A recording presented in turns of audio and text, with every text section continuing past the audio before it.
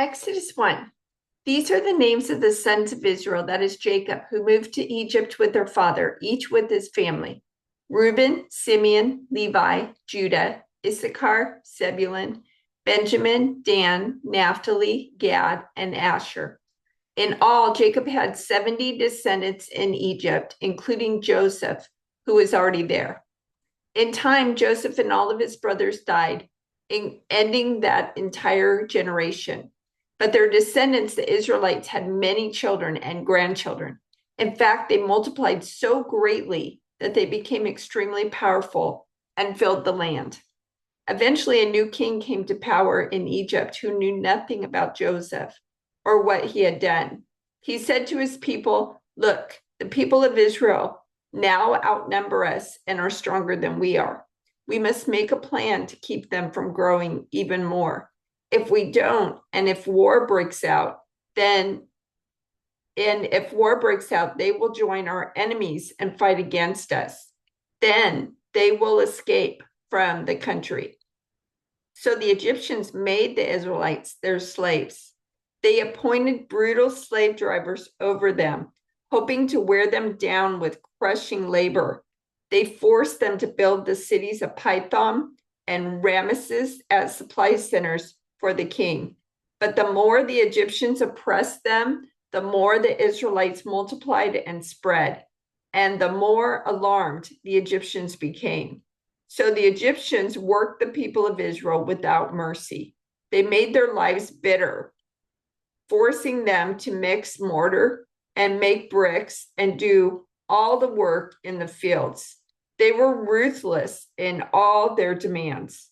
Then Pharaoh, the king of Egypt, gave this order to the Hebrew midwives: Shiphrah and Puah, when you help the Hebrew women as they give birth, watch as they deliver. If the baby is a boy, kill him. If it is a girl, let her live. But because the midwives feared God, they refused to obey the king's orders. They allowed the boys to live too. So the king of Egypt called for the midwives. "Why have you done this?" he demanded. "Why have you allowed the boys to live?" "The Hebrew women are not like Egyptian women," the midwives replied. "They are more vigorous and have their babies so quickly that we cannot get there in time." So God was good to the midwives, and the Israelites continued to multiply, growing more and more powerful. And because the midwives feared God, he gave them families of their own.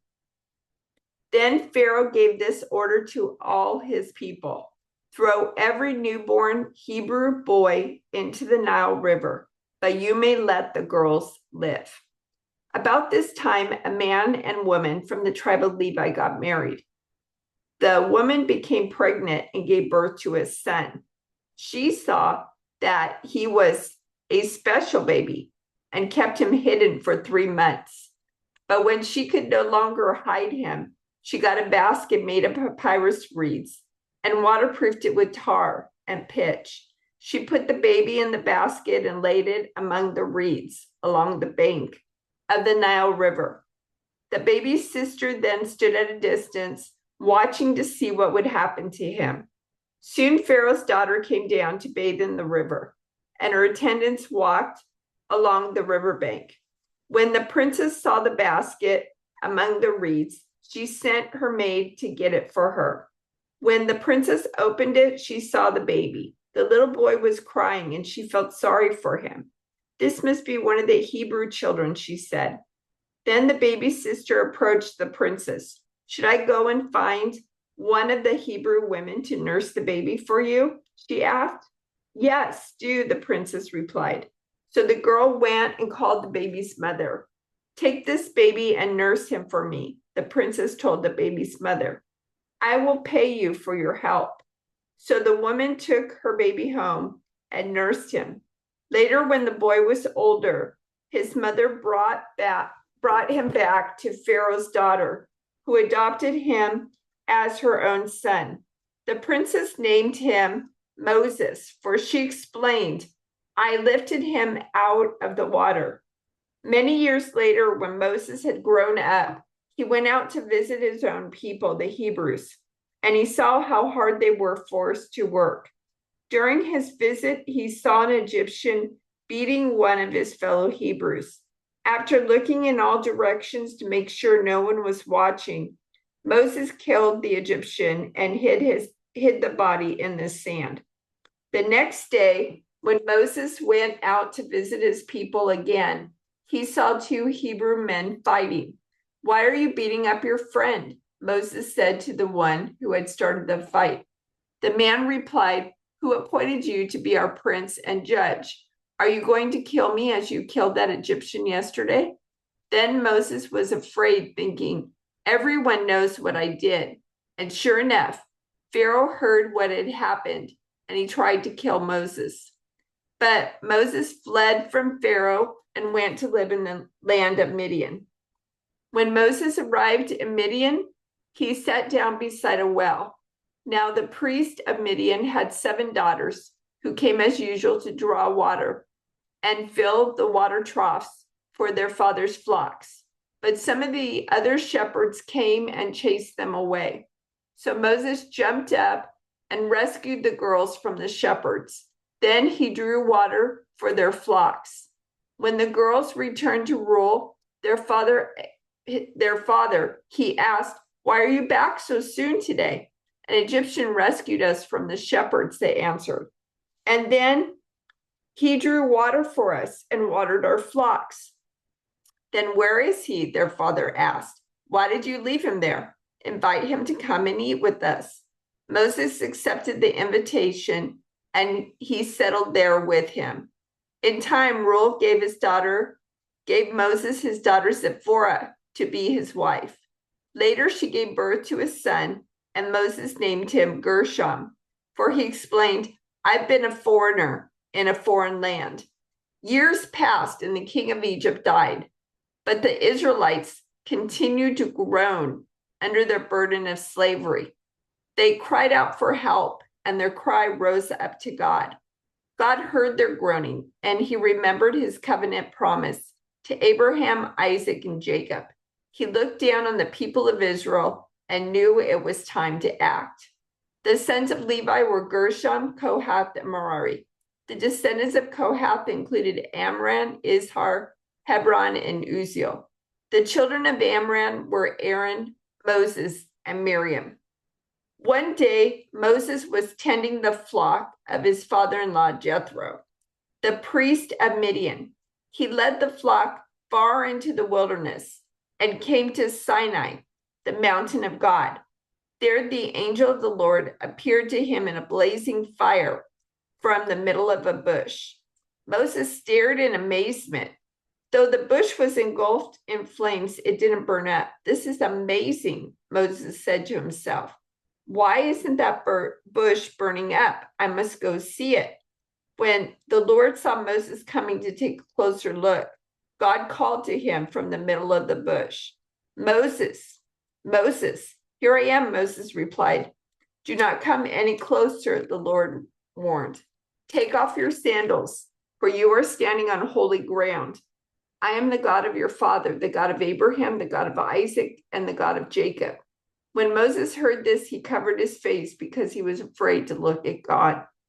Then the Lord told him, "I have certainly seen the oppression of my people in Egypt. I have heard their cries of distress because of their harsh slave drivers. Yes, I'm aware of their suffering, so I've come down to rescue them from the power of the Egyptians and lead them out of Egypt into their own fertile and spacious land. It is a land flowing with milk and honey, the land where the Canaanites, Hittites, Amorites, Perizzites, Hivites, and Jebusites now live. Look, the cry of the people of Israel has reached me, and I have seen how harshly the Egyptians abuse them. Now go, for I'm sending you to Pharaoh. You must lead my people Israel out of Egypt." But Moses protested to God, "Who am I to appear before Pharaoh? Who am I to lead the people of Israel out of Egypt?" God answered, "I will be with you, and this is your sign that I am the one who has sent you. when you have brought the people out of Egypt, you will worship God at this very mountain." But Moses protested, "If I go to the people of Israel and tell them, 'The God of your ancestors has sent me to you,' they will ask me, 'What is his name?' Then what should I tell them?" God replied to Moses, "I am who I am. Say this to the people of Israel. I am has sent me to you." God also said to Moses, "Say this to the people of Israel. Yahweh, the God of your ancestors, the God of Abraham, the God of Isaac, and the God of Jacob, has sent me to you. This is my eternal name, my name to remember for all generations. Now go and call together all the elders of Israel. Tell them, Yahweh, the God of your ancestors, the God of Abraham, Isaac, and Jacob, has appeared to me. He told me, I've been watching closely, and I see how the Egyptians are treating you. I have promised to rescue you from your oppression in Egypt. I will lead you to a land flowing with milk and honey, the land where the Canaanites, Hittites, Amorites, Perizzites, Hivites, and Jebusites now live. The elders of Israel will accept your message. Then you and the elders must go to the king of Egypt and tell him, the Lord, the God of the Hebrews, has met with us. So please let us take a 3-day journey into the wilderness to offer sacrifices to the Lord our God. But I know that the king of Egypt will not let you go unless a mighty hand forces him. So I will raise my hand and strike the Egyptians, performing all kinds of miracles among them. Then at last he will let you go, and I will cause the Egyptians to look favorably on you. They will give you gifts when you go, so you will not leave empty-handed. Every Israelite woman will ask for articles of silver and gold and fine clothing from her Egyptian neighbors and from the foreign women in their houses. You will dress your sons and daughters with these, stripping the Egyptians of their wealth. But Moses protested again, what if they won't believe me or listen to me? What if they say the Lord never appeared to you? Then the Lord asked him, what is that in your hand? A shepherd's staff, Moses replied.